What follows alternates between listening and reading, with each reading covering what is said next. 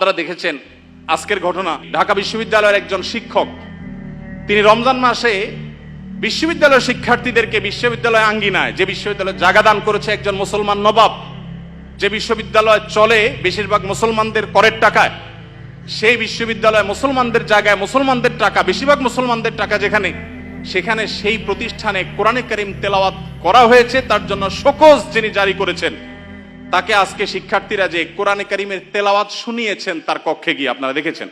والتين والزيتون وطور سينين وهذا البلد الأمين। অবাক করা বিষয় কি জানেন, এদেশের এক শ্রেণীর মিডিয়া এটাকে নিয়ে সমালোচনা করে বলছে যে জোর করে কোরআন শোনানো তো ঠিক না। নীতিবাক্য শুনেছেন? জোর করে কোরআন শোনানো ঠিক না, মনে হয় যে জোর করে আয়নাঘরে নিছে। যারা জোর করে আয়নাঘরে নেওয়ার বিরুদ্ধে কোনোদিন একটা শব্দ বলতে পারে নাই, তারা এখন আল্লাহর কালাম শুনাইছে একজন মুসলমান দাবিদার মানুষকে, কোনো হিন্দু কেউ শোনায় নাই, সেটার বিরুদ্ধে তারা প্রতিবাদ করতেছে জোর করে কোরআন তেলাওয়াত করা ঠিক না। তাহলে জোর করে কোরআন তেলাওয়াত বন্ধ করা ঠিক আছে? রমজানে যখন কোরআন তেলাওয়াত করতে দেওয়া হয় নাই, সেখানে শোকজ জারি করা হয়েছে, সেটা ঠিক ছিল? তাহলে তুমি নিজের বেলায় খুব অধিকারের পরে সোচ্চার, অন্যের বেলায় একেবারে সোচ্চার না।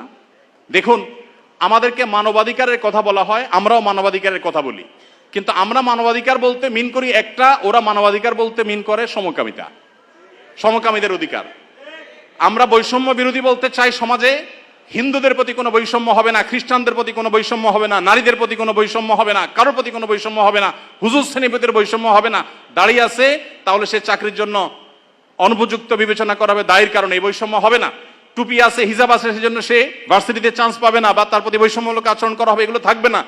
এদেশে মানুষ এই বৈষম্য দূর করতে চায়, আর ওরা আছে এদেশে সমকামীদের অধিকার প্রতিষ্ঠা করে তথাকথিত বৈষম্য দূর করার জন্য। তো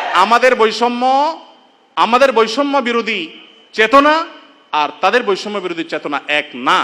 আমাদের বলতে এখানে আমি হুজুর শ্রেণী কথা বলছি না, এদেশের সর্বস্তরের মানুষ যদি গণভোট নেওয়া হয়, সমকামিতাকে এদেশে অধিকার হিসেবে এই বিকৃত যৌনতা চর্চা করে আমেরিকাতে, পৃথিবীর উন্নত দেশগুলোতে যে পরিমাণ ধ্বংস ডেকে এনেছে, সেখানকার রাস্তা রাস্তা অভিভাবকরা নেমেছে প্রতিবাদ করবার জন্য। আপনার একটা ভিডিও, ভাইরাল একটা ভিডিও দেখেছেন, কোন একটা গণমাধ্যমের কোন একটা টকশো বা টেলিভিশনের কোন একটা প্রোগ্রামে বাবার সামনে তার ট্রান্সজেন্ডার একটা মেয়ে আসছে, দেখে ছেলে ছিল সে, সম্ভবত মেয়ে হয়ে গেছে, সে চিত্র দেখে বাবা যে হাওমা করে কেঁদেছেন, গোটা পৃথিবীর মানুষের বিবেকে আঘাত করেছে। এই বিকৃত যৌনাচারের যারা প্রবর্তক, যারা এর ধ্বজাধারী, এরা ওই বিকৃত জিনিসটাকে আমাদের দেশে প্রবেশ করাবার অপচেষ্টায় লিপ্ত আছে। এরা জানে না যে এই স্বপ্ন এই দেশের মানুষ আসলে কখনো বাস্তবায়ন হতে দিবে না। ভাইরা আমার, অতএব আমরা যারা দাওয়াতি কাজ করব, সময়ের এই চাহিদাগুলো বোঝার চেষ্টা আমাদেরকে করতে হবে। আমাদেরকে বিভিন্ন নাস্তিক্যবাদ, ধর্মহীনতার দিকে নিয়ে যাওয়া হচ্ছে, এমন এমন শব্দ দিয়ে মানব ধর্মের কথা বলে মানুষ হিসাবে আমাদের পরিচয়কে বড় তুলতে হবে, ধর্মীয় পরিচয় বড় বিষয় না। এগুলো সবগুলো হলো নাস্তিকতার প্রথম ধাপ, যেগুলো শোনার পর আমাদের দেশে এক শ্রেণীর সাধারণ মুসলমানরা না বুঝে তারাও সেগুলোকে অ্যাপ্রিসিয়েট করে যে কত সুন্দর কথা, হিন্দু না, বৌদ্ধ না, মুসলমান না, আমার কাছে মানুষ হিসাবে অধিকার চান। আমরা সবাই খুব অ্যাপ্রিসিয়েট করি। দিন শেষে এটা যে নাস্তিক্যবাদের প্রতি আহ্বান, এটা যে তথাকথিত মানব ধর্মের সেই বস্তাপচা সস্তা আহ্বান, এটা আমরা অনেকে বুঝতে পারছি। এই জন্য ভাইরা, যারা দাওয়াতি ফিল্ডে কাজ করবেন, আল্লাহর পথে মানুষকে আহ্বান করবেন, বিচক্ষণতার সাথে এবং দূরদৃষ্টির সাথে এই কাজটা সম্পাদন করতে হবে। এই জন্যই তো প্রশিক্ষণের প্রয়োজন, এই জন্যই শেখার প্রয়োজন, এই জন্যই বোঝার প্রয়োজন। আল্লাহ তাআলা আমাদের সবাইকে সেই যোগ্যতা দান করুন।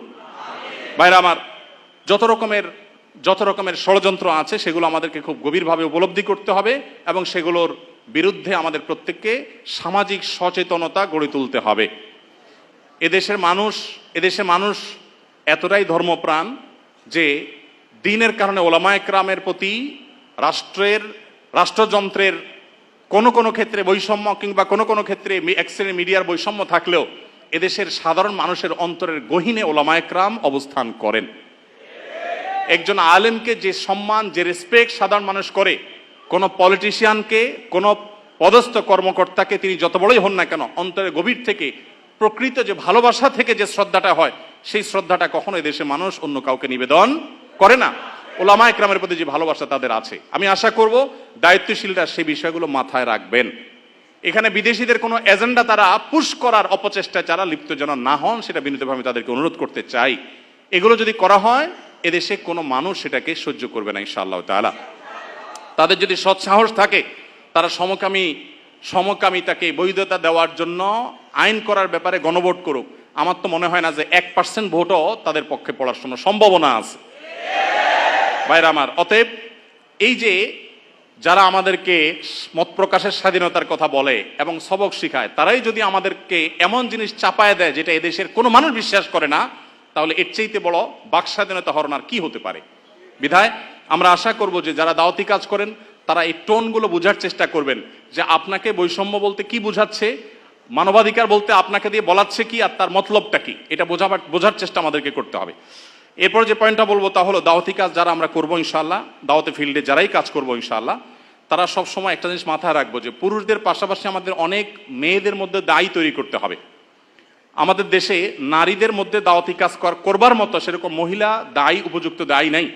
আয়েশা রাদিয়াল্লাহু তাআলা আনহার কাছে অন্যান্য মেয়েরা দিন শিখবার জন্য আসতেন। অনেক আলেম আছেন, তার স্ত্রীকে পর্যন্ত তিনি এতটুকু যোগ্যতা গড়ে তোলেন নাই, এতটা যোগ্যতা সৃষ্টি করে দেন নাই যে তিনি আশপাশের মহিলাদেরকে, তার বিল্ডিং এ থাকা মহিলাদেরকে অ্যাটলিস্ট দাওয়াতি কাজ করবেন, আল্লাহর প্রতি আহ্বান করবেন। আমাদের মা বোনদের, বিশেষ করে এদেশে মা বোনদের দিনের প্রতি যে আগ্রহ, যদি আমরা আজকে উপযুক্ত মহিলা দায়ী সেরকম তৈরি করতে পারতাম, এবং অবশ্যই মহিলাদের দাওয়াতি কাজে শরীয়তের যে বাইন্ডিংস গুলো আছে, শারায়েত গুলো আছে, সেগুলো মেনটেন করে যদি করা যেত, এই সমাজের চেহারা পরিবর্তন হয়ে যেত। আমাদের আসুন্নাহ ফাউন্ডেশনে আমাদের মা বোনদের যে অংশগ্রহণ, মা বোনদের যে আগ্রহ ভালো ভালো কাজে, সেটা বেশ অনেকগুলো প্রজেক্টে আমরা দেখেছি পুরুষদের চাইতে অনেক বেশি। আমরা অনেকগুলো ইসলামিক জ্ঞানের প্রতিযোগিতা আয়োজন করি, আপনারা জানেন, সেখানে হাজার হাজার মানুষ অংশগ্রহণ করেন। প্রত্যেকবার আমরা দেখি মেয়েরা সবসময় অংশগ্রহণকারীর সংখ্যায় সবচেয়ে এগিয়ে থাকে এবং ভালো ভালো পুরস্কারগুলো তারাই বেশিরভাগ ক্ষেত্রে জিতে। অতএব আমাদের মা বোনদের জন্য দায়ী গড়ে তোলার কাজ আমাদেরকে করতে হবে। আমাদের স্ত্রী, আমাদের বোন, আমাদের মা, তাদেরকে দিনের বেসিক বিষয়গুলো শেখাতে হবে এবং ওলামা ইকরামদের তত্ত্বাবধানে তাদেরকে দায়ী হিসাবে গড়ে তুলতে হবে। আবার দাওয়াতি কাজের জন্য শরিয়ার বাইন্ডিং, শরিয়ার নীতিমালাকে লঙ্ঘন করে এক জেলা থেকে আরেক জায়গায় মাহরাম ছাড়া বা যাচ্ছে তা খুশি করে সংসার স্বামী সব ত্যাগ করে করবেন তিনি, সেই দাওয়াতের কথা আমি বলছি না, কিন্তু বেসিক দাওয়াতি কাজ আমাদের মা বোনদেরকে করতে হবে এবং তাদেরকেও সেরকম ক্যাপাবল করে আমাদেরকে গড়ে তুলতে হবে। আল্লাহ তো আমাদের সবাইকে সেই তৌফিক দান করুন।